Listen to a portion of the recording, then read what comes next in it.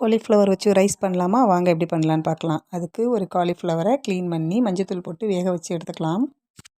அது கூடவே 2 spoon cornflour மாவு, கொஞ்சமாக மிளகாய்த்தூள், சிக்கன் 65 பவுடர், பச்சரிசி மாவு, 1 ஸ்பூன் உப்பு, இஞ்சி பூண்டு பேஸ்ட்டு, ஆஃப் லெமன் பிழிஞ்சு நல்லா பிசைஞ்சு எண்ணெயில் போட்டு பொரித்து எடுத்துக்கலாம். ஒரு கடாயில் எண்ணெய் ஊற்றி சின்ன சின்னதாக கட் பண்ண பூண்டும் இஞ்சியும் போட்டு நல்லா வதக்கிக்கலாம். அது கூடவே வெங்காயம், பச்சை மிளகாய், பீன்ஸ், கேரட் போட்டு நல்லா வதக்கிக்கலாம்.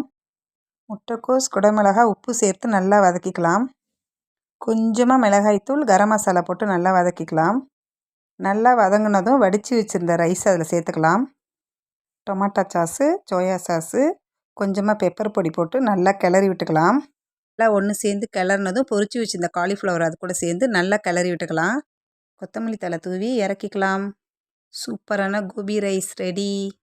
நீங்களும் ட்ரை பண்ணி பாருங்கள்.